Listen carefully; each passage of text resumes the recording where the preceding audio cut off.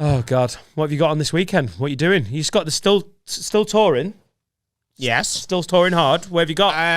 I've just got the one, haven't I? I've just got the biggest headline show I've ever done. Oh yeah, I forgot about that. That's tomorrow. The biggest show of your career. Oh yeah, that's this weekend. Yeah, but that's what I feel. And then Champions League final. Because Paris seems more important. It's not, though, Right. Adam. No, I know. Is it? But it seems it. Because I'm doing the Philharmonic again next month. And we're not going to be in the Champions League final again for at least another year. That's a good point. It's a good point. But I mean, it's the biggest night of your career. Yeah, it's kind of a bit of a... It's a weird one that you get to do the biggest night of your career twice in 5 weeks, isn't it? Yeah. It's exactly 4 weeks as well, actually.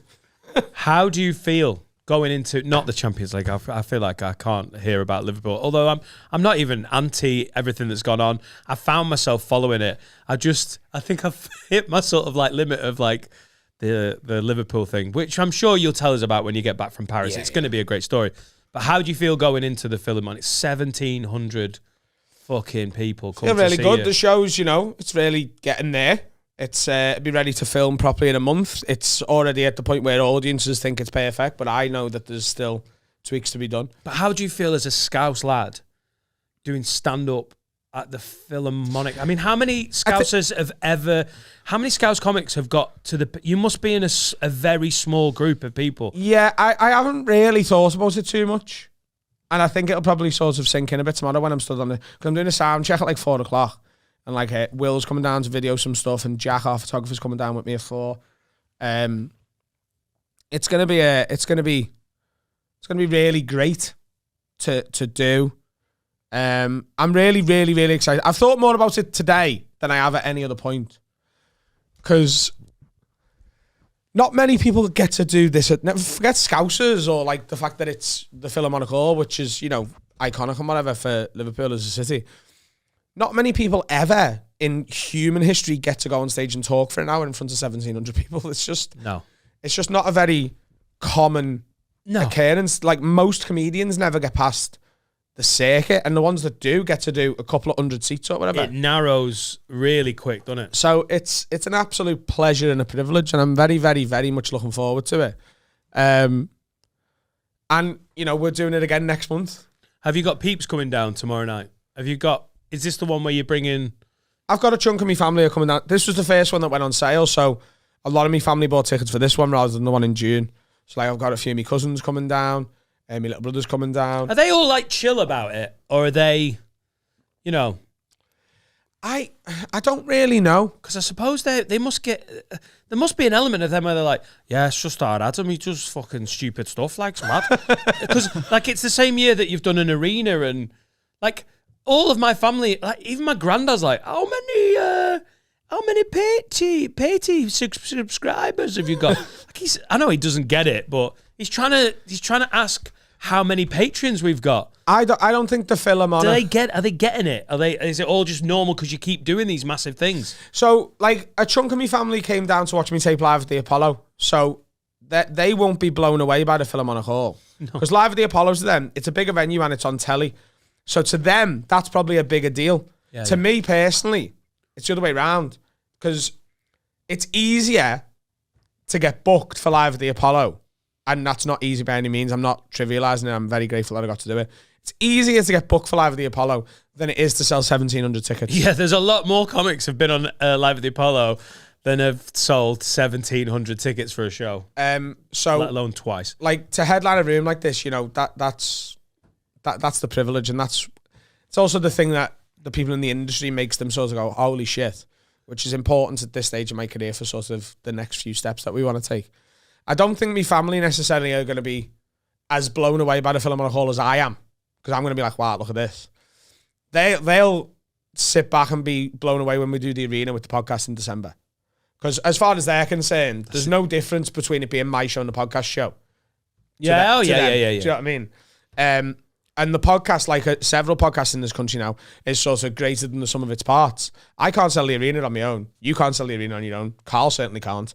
But I'm struggling to sell Sandbatch in August. Danspreviews.com.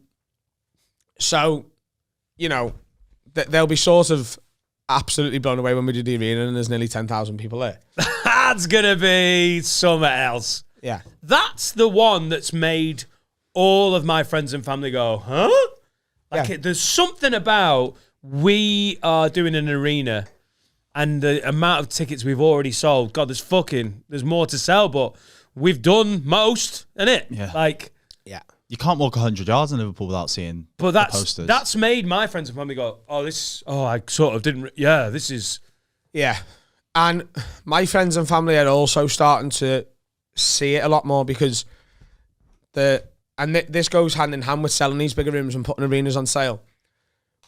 We've said this before with this room, and we don't want to keep banging on about our growth and sound like the most braggy cunts in the world, but also at the same time I kind of do. We've just hit 14,000 patrons today on the day of this record. And to us, not much is changing. While we're still sat in this room in Runcorn, we're not doing anything different. It feels exactly the same as it did when we had 2,000. No, but when we first got this studio, we had like 500. I think when Carl joined, we had like 600-ish patrons. And what we've done, and the way we see the record, is no different. Yeah. Okay, we've added 2 more people, and they're not here today, but it's normally Carl. When we had 700 patrons, it was just Carl. Then we had Finn, and then Steve is now a part of the team as well. But other than that, very, very minimal has changed. We've got some cola cubes on the shelf. That's a change. But there's no difference between what we've done in this room. So it's hard for us at times to really understand how much we're growing.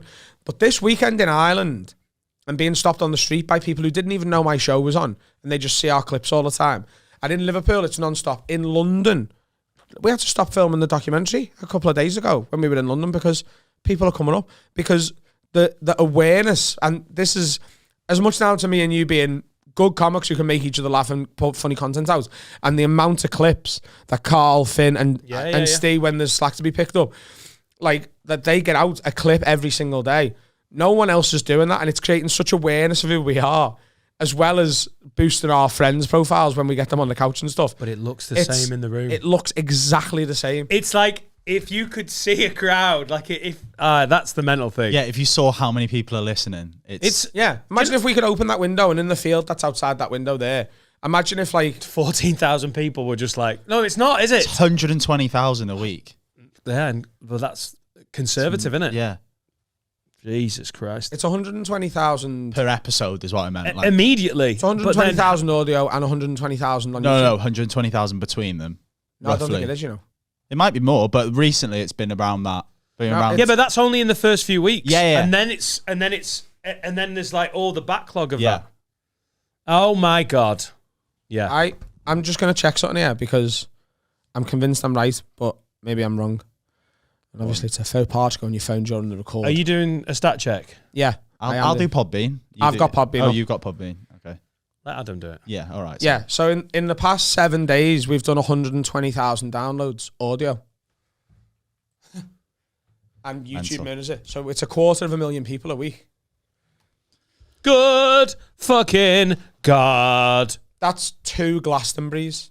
Yeah, and these pricks are at fucking Goodison playing football for the homeless. What's more important? I call bullshit, Carl, with your fat ass. Thank you very much to everyone who, by the time this goes out, even on Patreon, will have already been to the Philharmonic Hall on the 27th of May. And if you'd like to come and see me there next month, there is about 150 tickets left. They're up in the rear circle. But there's no bad seats in that room at all. And you can get them at adamrowe.co.uk/shows. And that is the one on Saturday the 25th of June.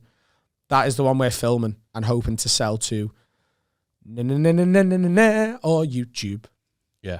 And 1,700 people a night. Just a little contrast. I'm doing the Northern Players Theatre. That's on June the 16th. That holds 55. So yeah, Newcastle-under-Lyme, Rothwell, Stourbridge, Sandbach and Skipton have all been added, including Hull. I mean, these are big rooms, 1,600, 1,700. Some of them are 80, you know. Dan's previews. Shut the fuck up, Finn. Danspreviews.com. Finn? I'm playing to 30 people tomorrow night, so, you know, we're all moving. Yeah? Yeah. Is it a meat and cheese board? Yeah. Dirty. Fully. Are you playing a gangbang? Yeah. Would you do that if someone said, "Look, we've got the annual real gangbang"? Yeah. the summer gangbang. We just need some tunes in the background. What kind of tunes do you think they Let want? it be. Let it be. Oh, I can do that one. yeah. Yeah, Let It Be. It's good. Get back. Just Beatles themed orgy. You know you want to. I would You love have to that. parody them, I think, and make them sexy. Go So, suck his dick, fist her ass and lick her tits. Come all over her face, close her eyes. Close her eyes. Come. You can't come on a girl's face with her eyes open, you blind the bitch. Oh, God. 1,700 tickets. Twice. Blind the bitch. Blind the bitch. Look at the kid here.